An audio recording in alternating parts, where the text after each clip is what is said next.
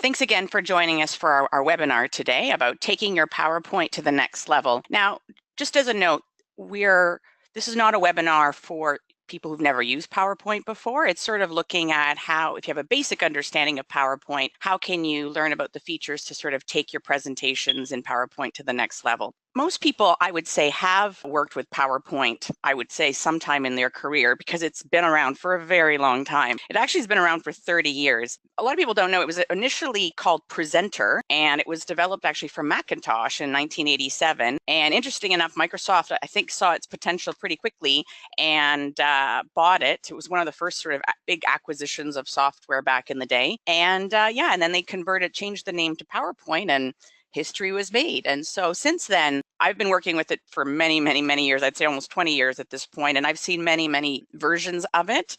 Definitely have seen it evolve a lot, especially in the last version, 2016, which is the one that we're going to be going through today, that you'll see that they've added, I think Microsoft is recognized that, people use it for not just big sort of presentations up on a screen, but people do a lot of graphic work, they do graphs, they do tables. So there's a lot of stuff kind of happening. And what I have loved is in this last version of PowerPoint that Microsoft definitely has included a lot of features that before I would have had to done sort of in other programs like outside of PowerPoint and brought them in. And I love the fact that now you can do it all within PowerPoint. And they've made stuff a lot easier, I think, for folks that are just getting started out. So let's talk a little bit about master slides and layouts, because this is the sort of back end of PowerPoint. And I've noticed, like, a lot of people when they're first starting out with PowerPoint, they know that there are these ready-made templates and they know how to use them, but they don't really understand what's happening in the back end. And because of that, they don't understand how they can actually adjust it or customize it to make it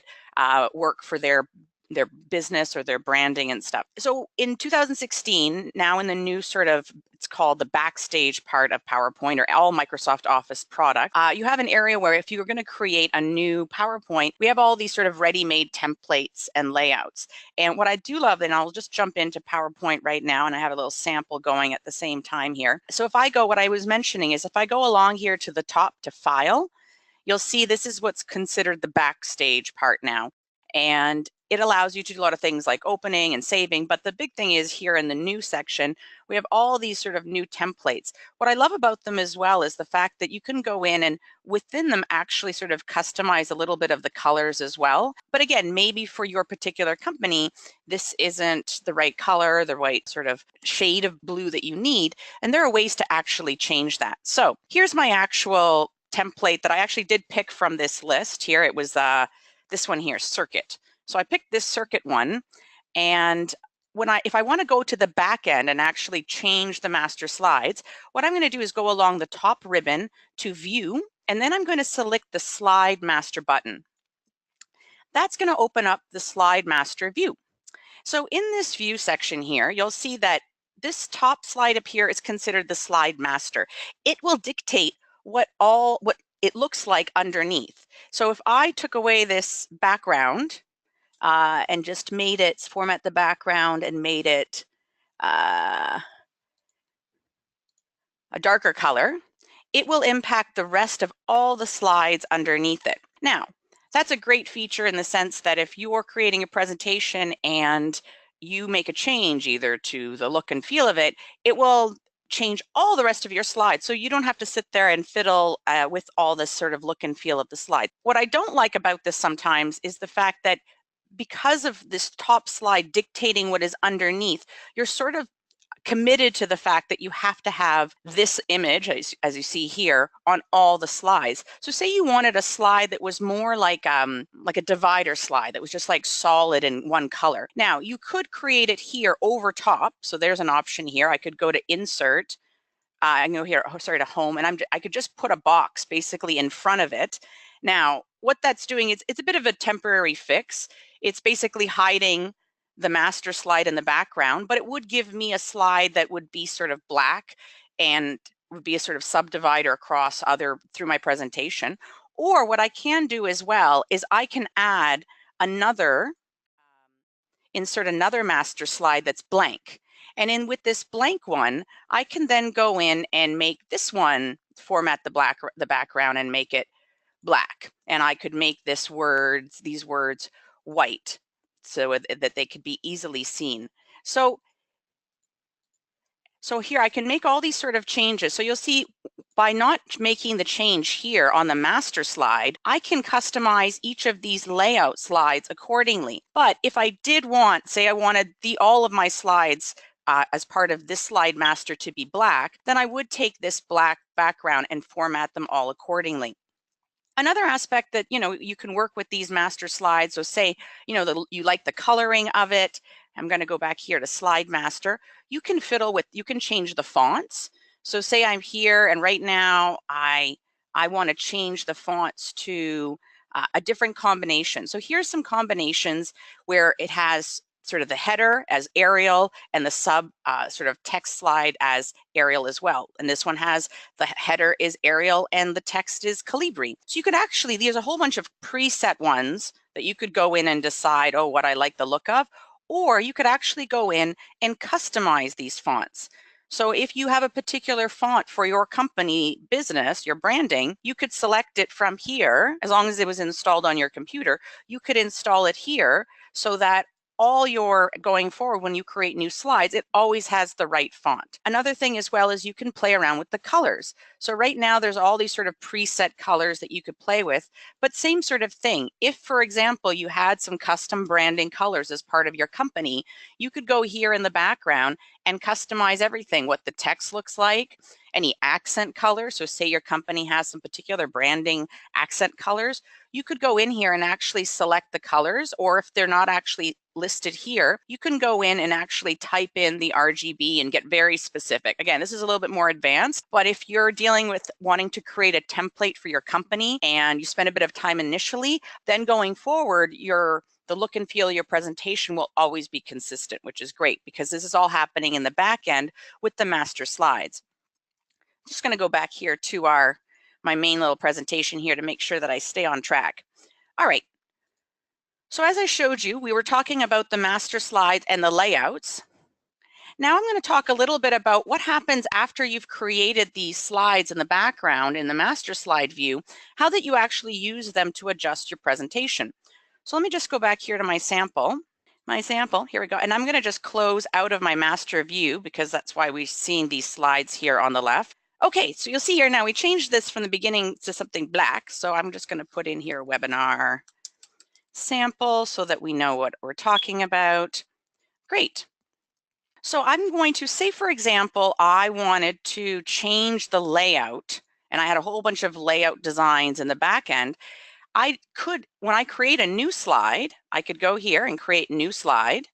I can also go here to insert new slide. And when I click new slide, it will give me all the layout slides that I have created in the back end.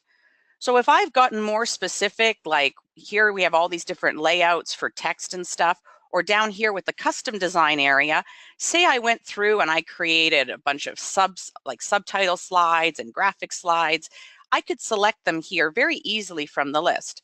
So I'm just going to go here to this, just change it to this section, and you'll see that it's, it would select that slide from that layout. Say, for example, with this particular slide that already exists, say I decide, oh, I've already created it, but I actually want it to have columns, and I have a layout slide that already has columns in it. I can just right-click and go to Layout. Same sort of idea. I'm going to check from the list here all my different layout slides, and I have a 3-picture column one. And so it's setting up here, and then all I have to do is spend a little bit of time and copying and pasting the text automatically into there.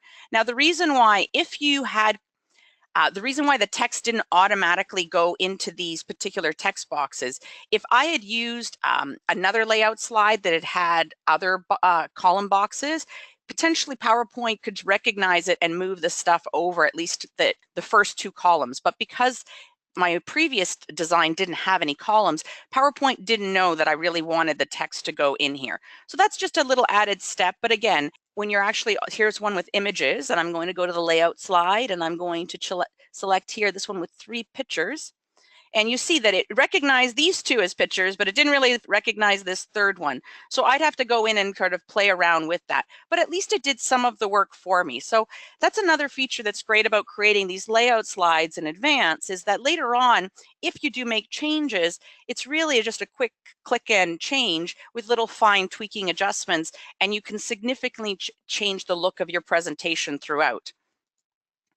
All right, let's go back here to our main presentation. Now, let's talk about improving images. Now, famously say a picture is worth 1,000 words. I would challenge that in the sense that if the picture is not great, it is not worth 1,000 words. And I have seen this countless times in presentations where people put in, they recognize the fact that people like seeing images in their PowerPoint, in presentations, but either the photographs are not clear, they're too small, they're too many and they're not clear, they're dark, you can't see what's actually in the image, or what the actual focus of the image is sort of, it's a gigantic image, but what you really want to look at is sort of a small part of the image, so it hasn't been cropped. So let's look at some ways that we can actually improve your images throughout your presentation. And there's some great tools, like I said, in PowerPoint 2016 to help you do that.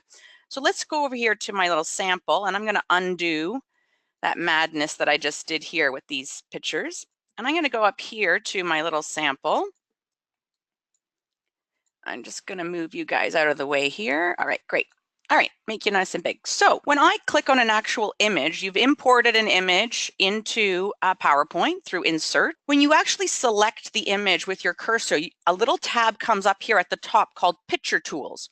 When I select that, you'll see that the whole ribbon changes here at the top. So I have a whole bunch of options that I can work with. So what I'm going to do now when I look at this image is I find it very dark. So I'm going to go here to Corrections.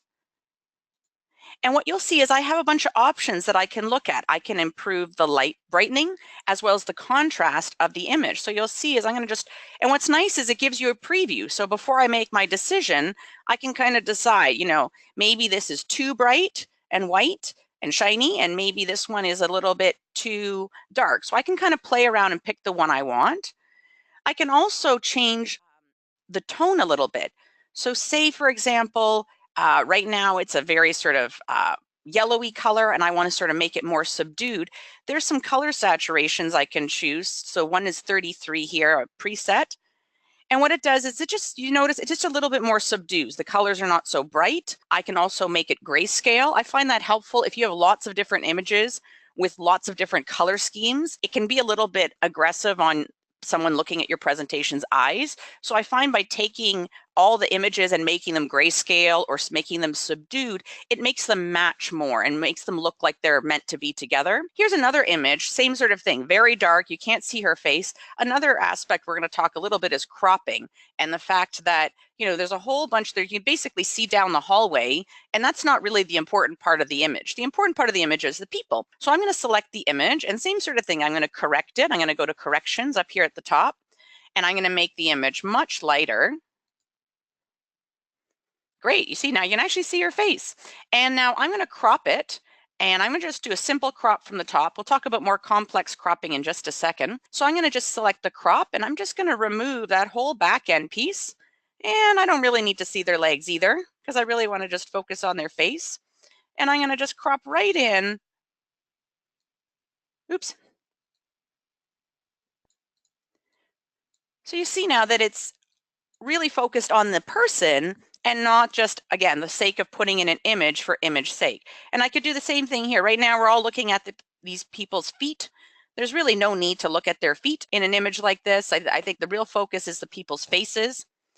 So a great way, sorry, having a little bit of delay here because of the webinar is causing a little bit of slowdown here with my system, but okay, great. There we go. See, and now the focus is on the particular people. So you see these, and what I did here is I'm going to just go back here to the subdue in the color scheme, and you'll see now these two images match a bit more. They look like they're kind of part of the same scheme. They're clear. You can actually see the employees' faces. I'd say that's a much better, more effective way of presenting your images within PowerPoint. Let's look at another example in terms of images. Another great tool that they've added in 2016 is removing backgrounds. So I used to have to go into other systems, other products like Photoshop and stuff to do this. And I love the fact that now PowerPoint has included this as part of its tools. So I'm just going to go here to some images. You'll see as I put it on the background that it has a white background. Not really great when you have a textured background like we have right now, because you can't see what's behind it. So when I select the actual image, and I'm going to go here to the top to Picture Tools, you'll see on the left there's a new icon called Remove Background. So when I select this, it just takes a little bit for basically Microsoft to, it does a first pass of what it thinks the background is and what the image is. So what you see that is colored is what is going to stay. Now, what you see here in purple is going to go. So we have a problem here. It's going to erase some of my laptop. So what I need to do is I need to mark areas to keep. So by selecting this, I can go in here and start drawing little lines, basically telling PowerPoint, yeah, keep this part of the image, keep this part of the image, keep this part of the image. So I can kind of work around it. Now, again, sometimes it's not super precise, so you get a little bit of the white background as well. But you can trim up enough that at least when you're looking at it, and I'm going to say keep changes. Now, when I move it around my background, you see it's not blocking the background. And I could do exactly the same thing here with this gal. Mark areas to keep. It's going to take its first pass of what it thinks the background is. Takes a bit of energy and memory, and you see it, that's its first pass. Actually did a pretty good job. And then all I need to do is mark up a little bit more of the rope and a little bit more of the rope here. Good stuff. And then I'm going to say keep changes.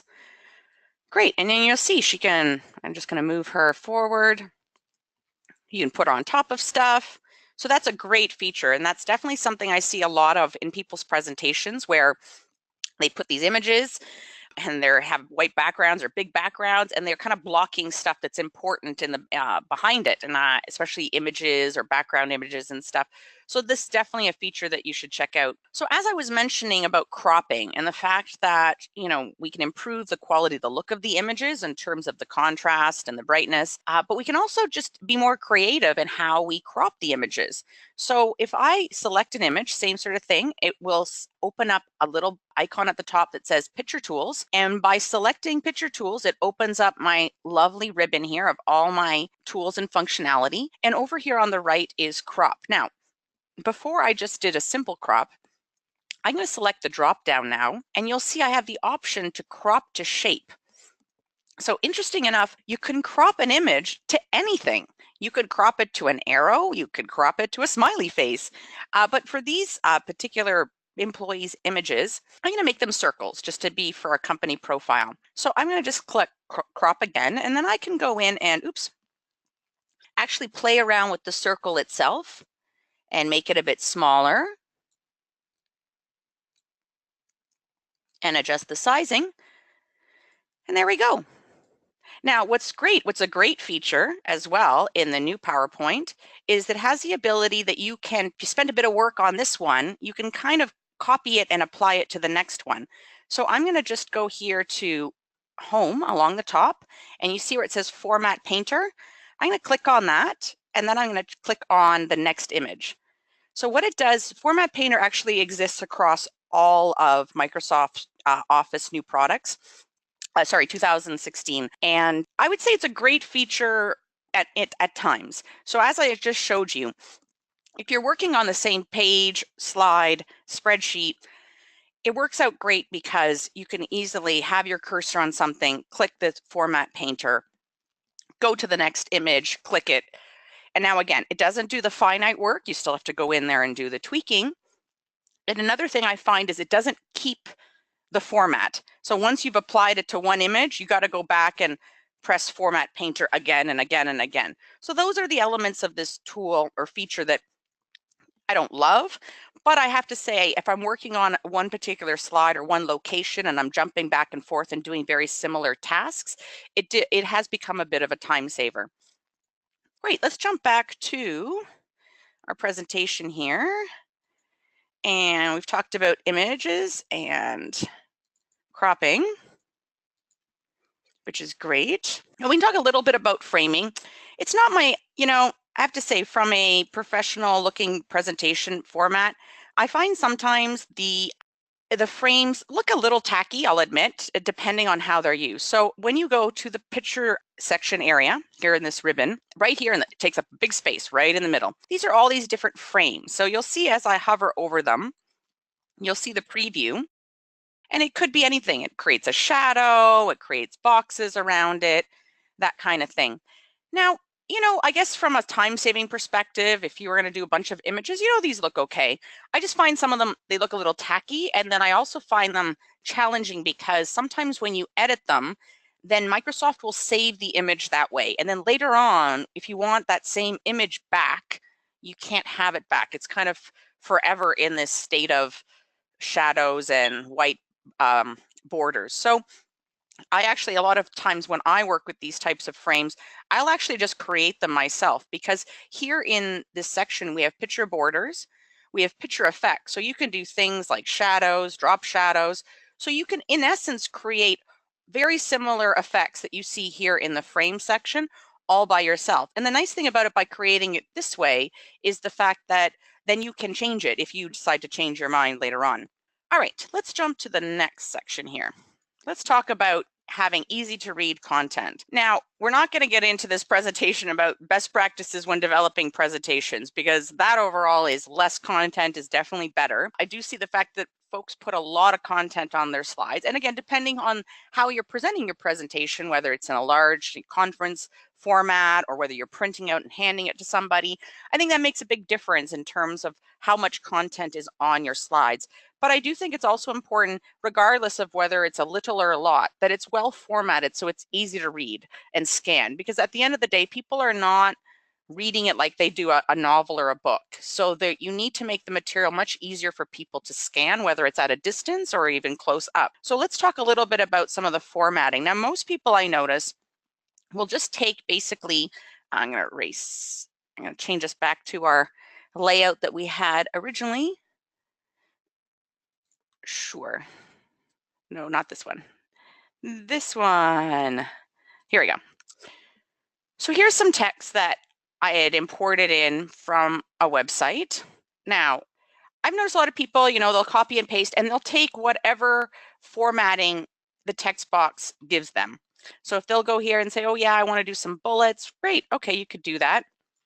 What they don't recognize though is there's a lot more control that you have over the text box. So in particular, I find when you're dealing with presentations that people are looking at from a distance, having more spacing in between things definitely helps. So for example, if I highlight this area with these bullets, I can go over here under Home. We have an option here, so under the sort of paragraph section called line spacing. Now, for sure, you can definitely make this line spaces themselves big, but the problem with that is that means that all the sentences get broken up to be 3 spaces, and that doesn't make for very good scanning. But if I actually click on the line spacing option, it opens up a little box that gives me some options. Now, I can play around with how much spacing. So say I want my bullets to be more indented, just to add a little bit more, make it easier for my audience to actually see that there are bullets. I can also fiddle around with the spacing. Like right now, it was set to 6, but I might want to change the spacing to 12. Now, by changing the spacing in this box, what you're doing is you're actually changing the spaces for each paragraph or each sentence after you press enter. So you'll see that not everything gets blown up to 12 points. So I'm going to click OK. So what you'll see is you see a little bit more spacing happen between these particular bullets, but not in these because they were not selected. So you can do this type of work across the whole text box. So I'm going to go here and select 6, and you'll see that all of them got spaced out to 6. Or like I said, you can be very specific and highlight particular boxes or particular sentences and get really specific about the spacing, both of in between the lines as well as the indents. Now, as well, you can right click on any text box and there's an option to format shape.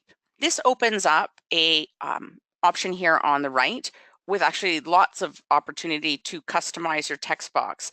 And you can change obviously the fill, you can change the color of it, that's very common, but you can actually go here to text options and you can play around with the actual text box. So you can make it so that there's more of an indent. So right now I'm really shifting everything over. I can add more of a border along the top. I can make sure that it doesn't wrap.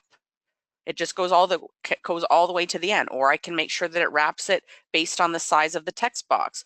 So lots of opportunities to customize. Again, I notice a lot of folks kind of just take what PowerPoint gives them as part of their template, but there's lots of opportunity to customize and play around with these text boxes. And these obviously become the key component of your presentation. Tables. Let's talk about tables. So a lot of folks you can create tables in PowerPoint, but I've noticed a lot of the folks I work with, they tend to import their tables from Excel or potentially Word. Either way, I'm just going to go in here to my sample and pull up this table. Now, this is one that I've actually imported from Excel. So it's, sort of typical financial sheet. It's pretty plain. When I actually click on the table, PowerPoint recognizes it's a table. So you'll see when I click on it, up at the top, you'll see Table Tools shows up. And when this is actually showing, when I click on Design, all of a sudden this ribbon becomes basically my Table Tools. And if I click on Layout, these become sort of additional tools to fiddle with my table. So these two. So as long as this little at the top says Table Tools, these two ribbons, Design and Layout, give me total control to play around with my table. Now, there's a lot of things that you can do just at one click without customizing. I can decide that the header row is colored. I could decide that the total row at the bottom is colored. I could decide that the last column has a color. And even from there, I can decide based on some presets what the colors are. So I can make it sort of more white. I can make it more sort of a blend. I can go in and ask for more solid colors. So there's some presets that I can go in. Now, you can also, I'm just going to undo all that. You can also do this all manually. So if I highlight this particular row and I go here to shading, I can select whatever color and say I've preset some colors for my particular template, then I could select them here. I can also change the color of the text. Now, what I think is interesting here is right now it's really aligned to most of this actual whole table. I'm just going to actually fill in all the borders. So here under borders, I have the option to select all borders, and I'm going to just change the colors to make it just a little lighter gray. And I'm going to select all borders. Okay. Oh, all borders, please. There we go. All borders. Okay. Now what you'll see here is that all our text or all our data within our table is aligned to the bottom. I find that a little bit hard on the eyes, again, especially when you're trying to make it as easy as possible for people to scan the information. So this is why, again, we have the design area, which allows you to play with the colors of the borders, colors of the shading of the columns, of the rows. If you go along the top to layout, this allows you to play around with the spacing and that kind of stuff. So what I find really helpful is you can do it for the whole table, is just select the whole table. And there's an option here, center vertically. And that aligns the whole thing, all the text to the middle of the actual cell. I can also align everything to the left. I can align it to the middle. I can align it to the right, that kind of thing as well. I also find it interesting sometimes when you're dealing with tables and maybe the title of each of the rows is a bit long, you can also change the direction of the text, which I find helpful. You can rotate it all so that it's, showing, depending again on the use of your table. It might be handy to switch the direction of your text accordingly. I'm just going to put it back. And you can also play around with the margins. So I've noticed as well, sometimes people create tables with text in it and there's a lot of data and, a lot of it's being kind of taken up by space. So you can play around a little bit with the spacing under cell margins. You can actually make it a little bit more narrow so that everything is just has a little bit more space inside of the cell. You can also even just get really finite with the information. You can go, again, same sort of business, format shape, and you can go and fiddle out all the different, each particular cell on its own if you want to fiddle. You'll notice here that they've merged this particular column or rows together, so you can do all that. So there's lots of opportunity. I've noticed as well, people tend to grab everything from Excel and just plop it in here and kind of hope for the best without working on the fact that you can actually make your tables look really great and really easy for your audience to kind of get whatever the message is that you're trying to deliver. Let's talk about my next sort of pain in my existence when I'm dealing with people and their PowerPoints is their graphs. So again, a lot of opportunity in PowerPoint to present financials, present data in a more visual way. And a common way to do that is graphs. Now, my challenge with that is that to me, point of a graph is to make data and numbers look, better and be easier to read than just a whole bunch of data in a spreadsheet. The problem with that is sometimes when people put their PowerPoints together and actually put their charts in, they're not very easy to read. They have too much data. So here's one that I've imported in. You'll see I've noticed lots of folks. I'm just going to move this guy out of the way for a second. I'm going to make him smaller and move him out of the way, just so we can stay here. So here, this is very typical. This one's actually colorful, but the challenge with it's so small. So really at this point, I can't even read the numbers, the actual values. So is there value of actually having actual value of each of the columns here? I would say not. So you can actually click in once you've import. Now again, depends how you import it in. When you import or paste in a spreadsheet, you have the option to paste in a copy as an image or an actual copy of the spreadsheet. I'd recommend always doing a copy of the spreadsheet, not an image, because if it's an image, you can't alter it. It's basically just a screenshot of your graph, and that's it, it's done. When you actually copy it in as a spreadsheet element, you can double click on it and actually have control. I can actually go in here and delete all the values from the top, because I'm just gonna make, instead, I'm going to make the values along the side bigger so that my audience can see what's our actual total that we're working with. So, and I also notice here at the bottom, the actual year is very small and hard to read. So I'm going to make this a bit bigger and easier to read. I'm also going to take the values off this next column, and then I'm going to make them all, I'm going to change the colors. So I can go through and make it, actually right click on it, and change the fills to orange. I can fiddle around with all of that kind of stuff. I can also right click on it, and I have some options here. I can, right here you go. So when I'm playing with the data, right now I'm actually, see, you notice it's actually pulling up the spreadsheet itself. So when I'm playing around with it, it's actually connecting back to my spreadsheet. That's something to keep in mind. Depending on the link that you've created with your PowerPoint, your spreadsheet, one thing I have found though is that when I create changes here, it doesn't necessarily equate back with your actual PowerPoint or your actual spreadsheet file. But when you do change your data, so say you need to change your actual numbers accordingly, it does actually save it, which comes in handy instead of having to jump back and forth when you're creating your, oh no, see, actually, oops, it took my diagram. I want this one. Yeah, that instead. So anyways, it's a great way to have that sort of connection point, but definitely a way to improve the look of your graphs. Now let's take this other one as well. Now this is just a typical pie chart copied and pasted from Excel. Now when you, same sort of thing as table, when I click on my graph that I've imported in, you'll see I get the same sort of thing at the top, but instead of table tools, it now says chart tools. So when I click on it, same sort of business. I have two ribbons. I have a design ribbon and I have a format ribbon. But the design ribbon is where I'm going to actually do most of my work. So I have the opportunity to, just at a quick click, there's some presets of how to make your graph look a bit better, and you can pick and choose from there. You can make some changes to the actual colors based on the ones that are sort of preset here. Or like I said, you could actually go in and go by each particular area and change these. So this one gets a bit tricky because you have to actually select this particular part of the graph and fill it in. So you can manually go through and select all of it. You could actually go in and actually change your title. So there's a lot of stuff that you can actually go in here as well. And you'll see there's some additional features here in terms of editing the data.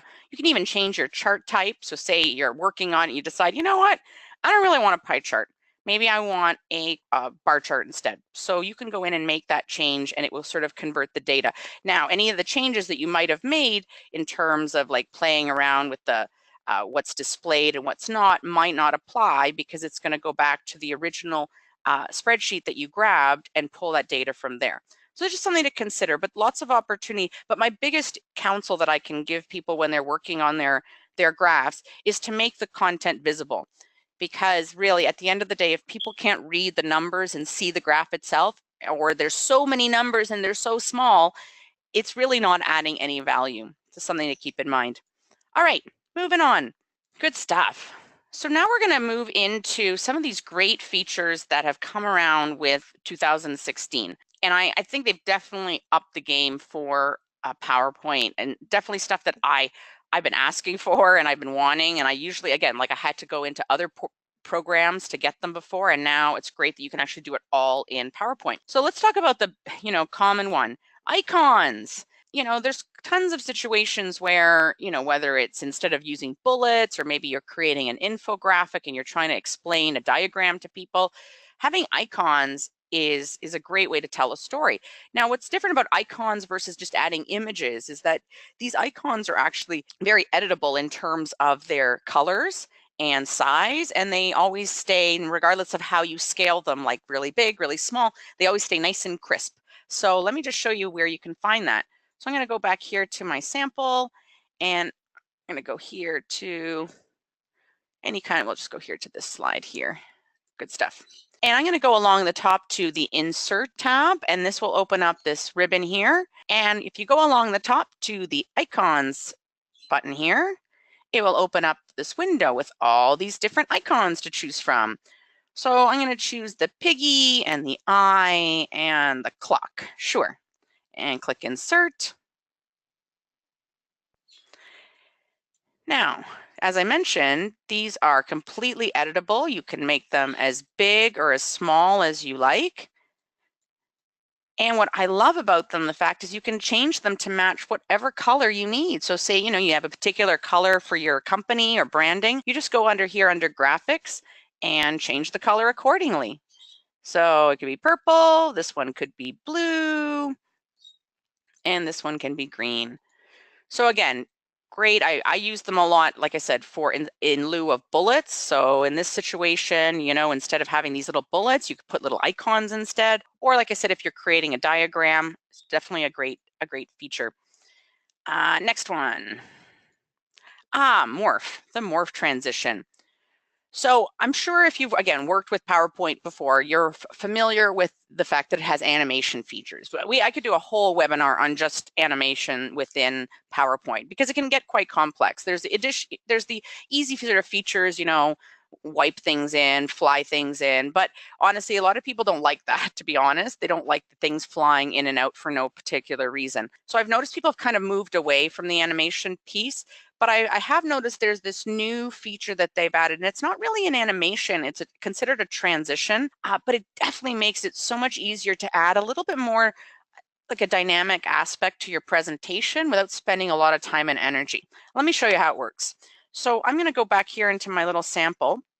And so here's a little infographic that we've created, and say, we're talking about it and we want to have, it show up, and then all of a sudden we want in the next slide, we want stuff to kind of move over so that we can talk about it. We're going to talk about it like as the next part of our webinar or something like that, next steps. Great. So what I do, so that's what I want it to do. I'm going to just move everything back. So before I get started, I want that to happen. I'm going to take the actual slide that I want to work with, and I'm going to duplicate the slide. So that creates a duplicate, an exact copy. On the copied version, I'm going to move my text to where I want it to go.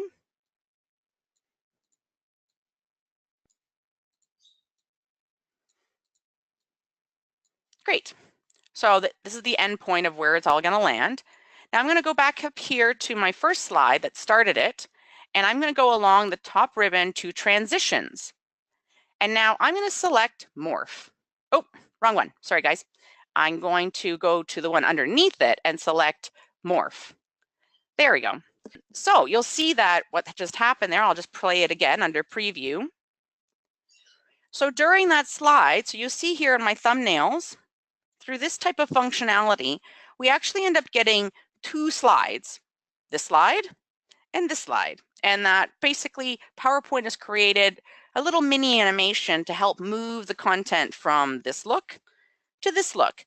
Now, That's all it can really do. I'll just tell you that. It can only really move stuff. I've tried to do a little more complex stuff, but you can't really time it. You can't sequence it too much. Everything kind of moves at the same time. So again, not the type of functionality that you're going to get in the animation section, but definitely sort of as a quick fix, add a little bit of movement to your PowerPoint. Definitely a cool way, but just keep in mind that under the more, if you need to have basically duplicate slides in order to actually work. Great, let's talk about my next feature here. The photo album.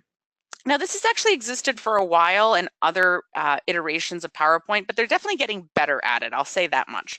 So I'm gonna go here, doesn't really matter which slide we're on, I'm just gonna pick a slide in general, and I'm gonna go along the top here to insert, and I'm gonna select the photo album, and you'll see a drop down because if I had a photo album already existing, I could check it, click it from here and edit it. But I'm gonna go to new photo album. And what you'll notice is it opens up a little window that basically gives me an opportunity to create my photo album. Now, some things to keep in mind when you do this. When it creates the photo album, it actually generates a whole new PowerPoint. It doesn't create it in here. You can always copy the slides over and bring it in here later, but that's something else to keep in mind is that it's going to generate this whole new file. And so if you do need to do formatting, master slides, that kind of thing, just keep in mind you have to just bring everything over here because when it creates it in the new slide, it's not going to bring over all that formatting and master slides and stuff. So I'm just going to go here to File, and I'm going to just pick a few images. I'm just going to go and find some general photos. Maybe shouldn't have picked. There we go. Some general photographs, great, and insert. And once it puts them all in here, you'll notice that they're all listed here.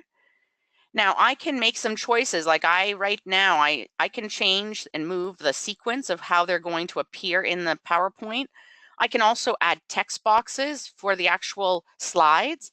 I can also make some decisions. Do I want one picture on each slide? Do I want 2 pictures on each slide? Do I want it to be in a frame? Do I want it? So there's some formatting. I could do a soft edge rectangle. I could do center. Now I can't get into the fancy stuff like circles and stuff, but I can do rectangles. I can even pick a theme. If you've already sort of preset a theme in advance, you could find it, and this would save you a bit of time and effort. So if you created your master slide and saved it as a template, then you could actually go in here and grab it so that when it generated this photo album, you wouldn't have to work on the branding on the master slides again. So you can also make some choices in terms of all the pictures being black and white, ensuring the captions. You can actually do even formatting here. You know how I mentioned the fact that you could play around with the brightness, the contrast. You can do that all once it's in PowerPoint. But what's great is you can do a lot of all this sort of pre-work here. Now I'm going to click Create. It's just going to take a little moment for it to do its business, and you'll see it sort of generates a photo album. And from there, like I said, I can go in and do all my kind of formatting. But like I said, it's a totally new file. But if you were, again, for a family event or employee event, sales event, if you had lots and lots of pictures and you wanted to create some sort of like, I've heard some people who use this for, say you wanted to have a video that played with sort of images that faded in and out, that kind of thing. You could create an image on each of these slides and then create a transition with fading and then export it as a movie. And then basically you could play this with your photographs sort of in the background at a sales event or that kind of thing. So some definitely opportunities with this photo album feature. Okay, let's talk about Mix. So the Mix is actually considered an extension. You need to download it and install it into your PowerPoint. And like I said, it's only with 2016. But it does open up a whole bunch of new features. Like I said, that I used to have to go definitely to other programs, and now I do it all within PowerPoint. But I'll say this, they're definitely learning, and some of them are not as smooth as they can be. But again, in a bind, I think they definitely provide some functionality. So I'm going to go here along the top. Once you've installed Mix, you'll see that it appears as an option on the tab. And when you click on it, you'll have the Mix ribbon. So you'll see we have a bunch of options. We have slide recording. We have the ability to do quizzes and to add quizzes to your actual presentation. You can actually do a screen recording. You can do a screenshot, and you can add some sort of, more multimedia. You can add a video, you can add audio to your presentation. The real intent of Mix, and I'll just do this part right here to show you when you get to the slide recording. When you click on slide recording, this new kind of box opens. So what Microsoft is trying to do is create a tool to make it as easy as possible to create recordings of your presentations.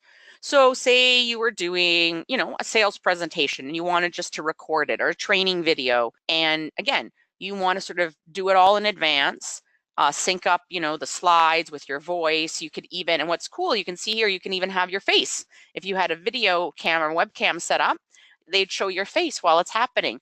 So what's cool about this screen recording area is so I can basically click through and start going through my particular slides.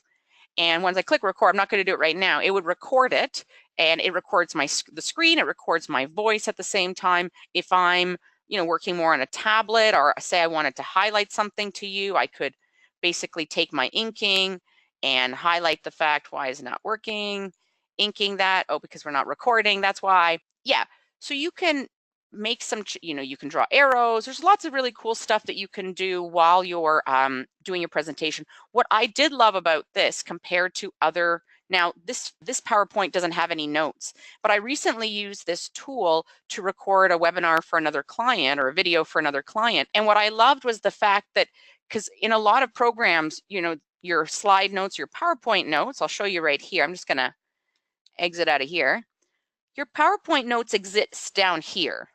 And what's challenging is, in a lot of formats, when I go to present, like this, present mode, I can't see my notes. I have to actually print them out in advance, right? And that adds, paper and costs and that kind of thing.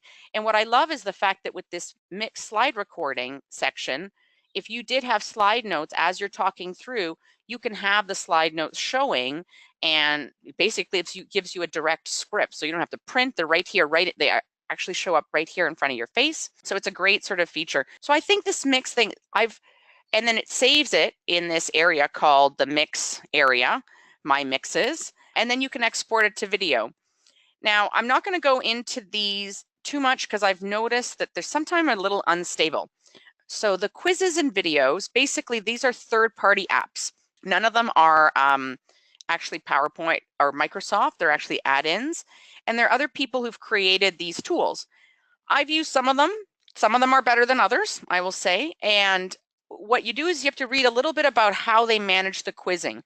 So basically they help you create a quiz within your PowerPoint. Now, the challenge I've found is that some of them aren't really good about where the data goes, like after the person's taken the quiz. So they create a lovely quiz in PowerPoint, but they don't really support the back end. So there's just some things to kind of keep in mind as you're working with these add-ins, but potentially has some, again, I think this really just came out last fall. So I think there's lots of opportunity for this to even grow and get better over time. And then the screen recording, like I mentioned, that's really to do a screen recording. So say you wanted to film, how to open up something, your product on your website, or open your app on your website or something.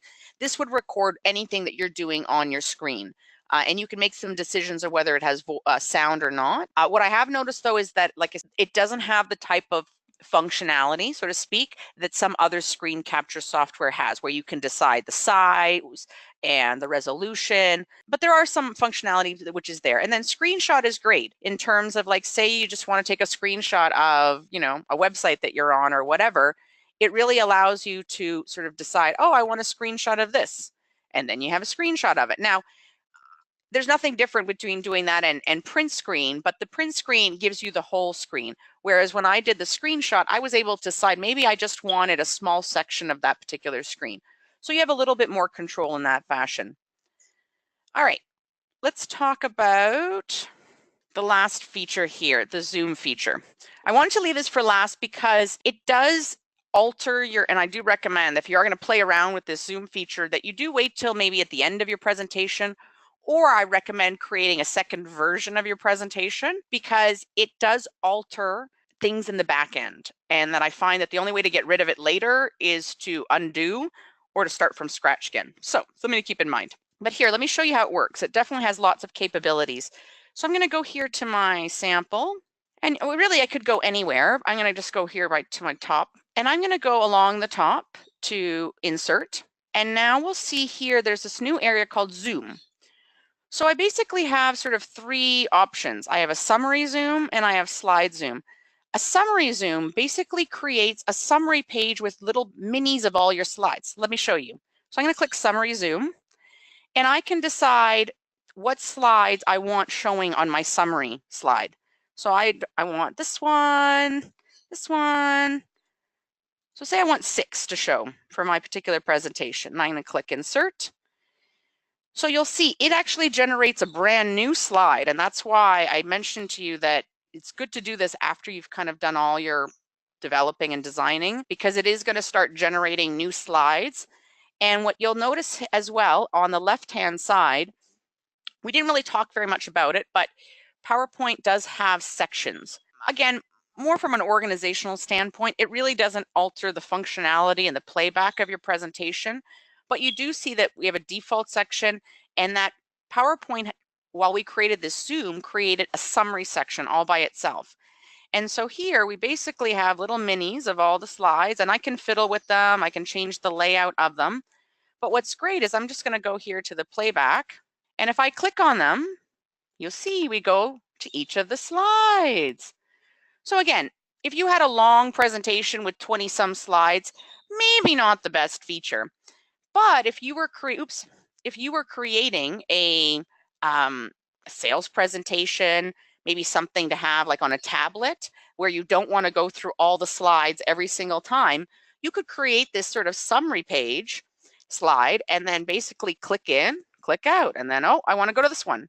Great, click in, click out. Great, so that's the Zoom summary. We also have the Zoom, it's called the slide zoom. So I'm going to just go here to slide zoom. Same sort of thing. I'm going to click what slides I want to be displayed. In this case, I'll just pick some different ones. Now in this case, it's not creating a summary, it's just adding little minis of those particular slides. So you'll see here, I can move them around, I can make them smaller, I can make them bigger. And they are linked, but they won't work.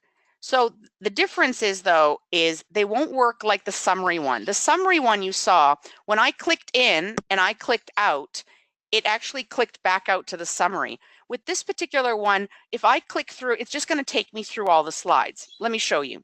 So I'm going to just go here to my display. This one is my display. I maybe should have done that. So if I click on this one here, you'll see it's going to take me to this, but if I click again, it'll just take me in again. Oh, it's like presentation. Oh my God, it's Inception presentation.